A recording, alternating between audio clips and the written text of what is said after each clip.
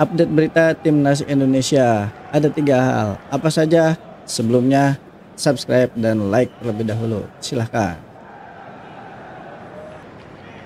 Ya, yang pertama dari pikiranrakyat.com ya. Judulnya Indonesia bisa cetak sejarah baru. Negara dengan ranking FIFA terendah yang lolos Piala Dunia 2026. Nah, ini akan menarik ya, bahwa Indonesia bisa mencetak sejarah baru, ranking terendah FIFA. Nah, sejak diperkenalkannya ranking FIFA pada Desember 1992, turnamen Piala Dunia hampir selalu diwarnai oleh kehadiran negara-negara yang berada di posisi 100 besar peringkat FIFA. Ya, jadi yang masuk Piala Dunia itu biasanya di atas 100 besar ya. Nah, sedangkan Indonesia kan sekarang 125 ya terakhir ya. Namun pada Piala Dunia 2010 di Afrika Selatan, Korea Utara mematahkan tradisi tersebut. Nah, Korea Utara ini ya berarti ya rekor sekarang. Berada di peringkat 105 FIFA saat itu. Nah, ini tahun 2010 ya. Korea Utara mencatat sejarah sebagai tim pertama sekaligus satu-satunya hingga kini yang berhasil lolos ke Piala Dunia. Meski berada di luar 100 besar. Kini ya mimpi yang sama bisa saja dicapai oleh Indonesia gitu ya. Ya mudah-mudahan ya. Tim Indonesia memiliki peluang untuk mencetak sejarah baru sebagai negara dengan ranking FIFA terendah yang berhasil lolos ke Piala Dunia. Wow ya. Kita berdoa saja.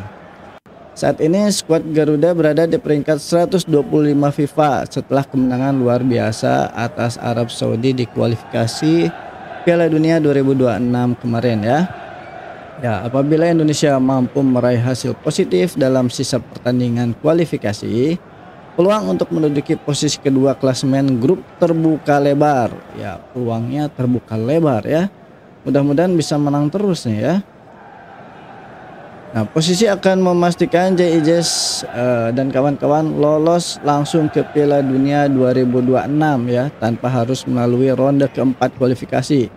Tidak ada yang tidak mungkin, bisa saja. Australia sekarang kan lagi struggling juga ya, susah untuk mendapatkan kemenangan ya. Mungkin Saudi aja bisa menahan Australia di bermain di Australia. Nah, pada saat Indonesia main di Australia bisa saja mencuri kemenangan. 1-0 pun gak masalah ya, yang penting menang. Lolosnya Indonesia ke Piala Dunia akan menjadi sejarah besar, tidak hanya bagi negara tetapi juga bagi kawasan Asia Tenggara. Iya, Asia Tenggara juga kan belum pernah ya negara-negara ASEAN yang lolos ke Piala Dunia. Indonesia bisa jadi sejarah.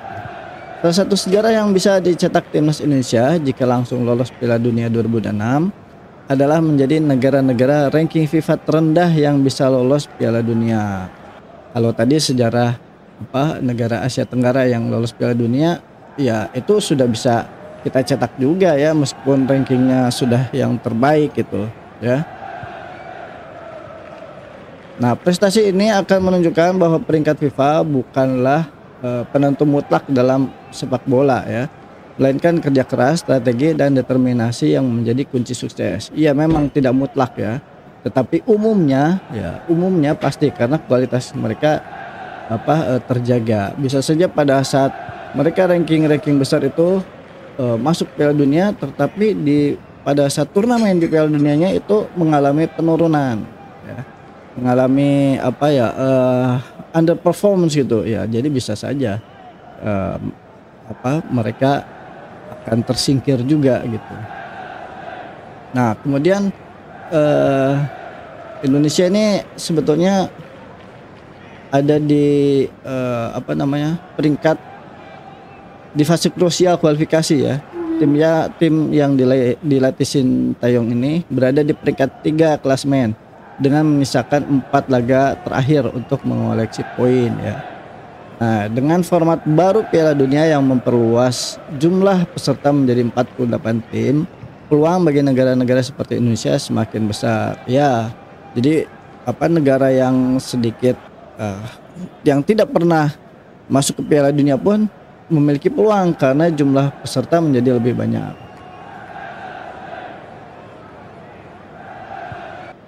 Nah, ini sekarang jadwal sisa laga timnas Indonesia ya di kualifikasi Piala Dunia 2026. Jadi di 20 Maret 2025 Australia melawan Indonesia ya. Jadi Indonesia bertandang ke Australia. 25 Maretnya Indonesia ke Bahrain. Jadi lumayan nih perjalanannya ya, 5 hari perjalanan dari Australia ke Bahrain langsung. Ya, harus pakai jet pribadi lagi nih ya. Pesawat pribadi lagi, private jet lagi nih ya. Kemudian 5 Juni Indonesia tuan rumah melawan Cina. Nah, ini kemungkinan maaf ya, tadi 25 Maret Indonesia berada dari Australia ke Indonesia ya. Jadi Bahrain yang datang ke Indonesia. Nah, kemudian 5 Juninya Indonesia melawan Cina, bermain di Indonesia juga. Nah, ini peluang nih ya. Lawan Bahrain peluang menang, lawan Cina peluang menang, lawan Australia ya minimal draw lah ya. Mudah-mudahan bisa mendapatkan kemenangan meskipun 1-0 ya. Kemudian lawan Jepang Indonesia ya sedikit lebih berat ya. Tapi nggak ada yang nggak mungkin bisa mencuri poin. Nah, mencuri poin pun itu sudah cukup bagus. Nah, laga-laga ini akan menjadi penentu langkah timnas Garuda untuk mengukir sejarah lolos ke Piala Dunia 2026 dengan penuh dari supporter Indonesia yang sangat dibutuhkan ya.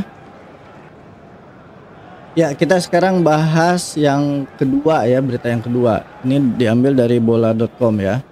Jadi ada alasan pelatih Oxford United tak kunjung mainkan Marcelino Ferdinand.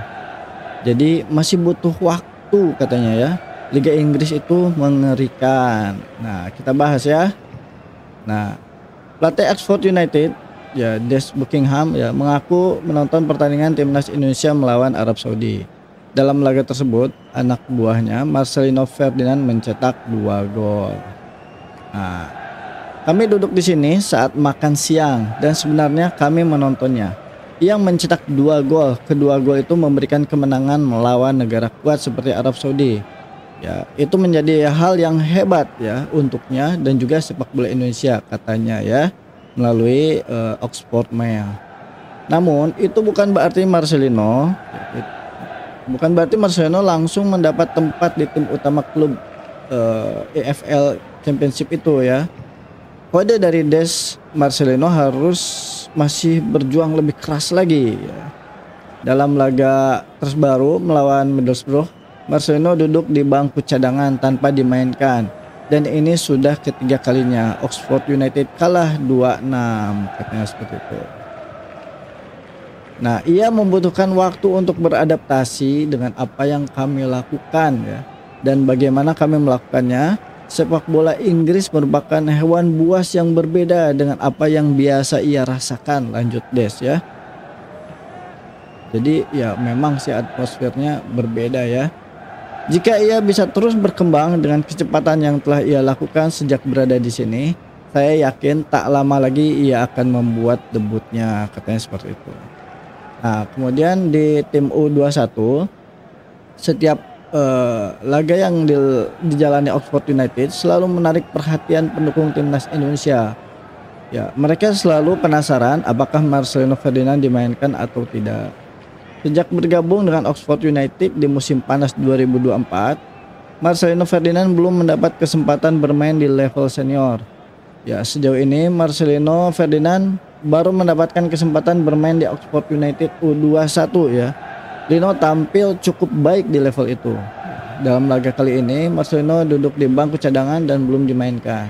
Tercatat ia sudah 3 kali masuk daftar susunan pemain. Ya, kita lanjut lagi ya.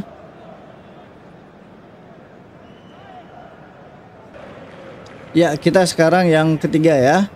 Nah, masih dari bola.com. Tom Hai kenang atmosfer luar biasa SUGBK saat melawan Arab Saudi katanya. Ya, jadi sampai tidak terdengar teriakan Jay Ijes dan Rizky Ridho katanya, karena suara yang bergemuruh ya dari penonton.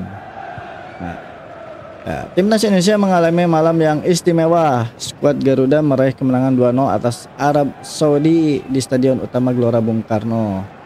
Nah, gelandang timnas Indonesia Tom Hai mencoba mengenang pertandingan lanjutan putaran ketiga kualifikasi Piala Dunia 2026 itu ya. Ada momen yang sangat diingat oleh Tom Hai katanya.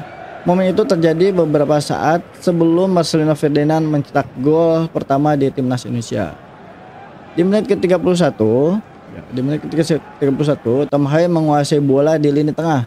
Namun tiba-tiba striker timnas Arab Saudi Feras Al-Brikan datang dan bisa merebut bola. Menariknya, Tom Haye tidak menyerah. Pemain berusia 29 tahun itu terus mengejar Feras Al-Brikan ya, hingga bisa merebut bola di dalam kotak penalti timnas Indonesia. Tom Haye kemudian melepaskan umpan kepada Marcelino Ferdinand. Lino melanjutkan umpan kepada Ragnar Oratmangun. Bola kemudian kembali ke Lino dan berbuah gol ke gawang timnas Arab Saudi. Ya, nah, ya ini jadi kenangan dari Tom Haye ya. Nah, setelah gol itu, J. Ijes dan Rizky Ridho langsung menghampiri Tom Haye katanya gitu ya. Nah, Tom Haye, mereka memarahi Haye karena tidak mendengarkan teriakan yang mereka keluarkan. Namun Tom Haye mengaku sulit mendengarkan teriakan dari rekan setim saat menjalani laga di Stadion Utama Gelora Bung Karno itu, terutama ketika stadion itu terisi penuh oleh supporter. J. Ridho berteriak pada saya jika ada orang di belakang saya, tapi saya bilang ke mereka, saya tidak mendengar apapun jelasnya. Ini contoh sempurna terkadang kita tidak bisa berkomunikasi dengan teman kita karena suara bergemuruh di stadion itu terlalu keras ya. Nah, kata Haye seperti itu. Kemudian Tom Haye yang kini berusia 29 tahun, Haye juga memegang peran krusial di lini tengah timnas Indonesia. Tapi ya, Tom Haye itu menolak untuk disebut sebagai pemimpin di timnas Indonesia ya. Ex-pemain Breda itu ya merasa fokusnya adalah untuk bermain sebaik mungkin. Satu-satunya hal yang saya coba lakukan adalah fokus pada diri sendiri, karena yang paling penting adalah saya bisa tampil bagus dulu. Nah, itu kata Tom Haye ya. Baik, itu tadi 3 berita yang sudah diupdate. Jangan lupa subscribe dan like. Terima kasih.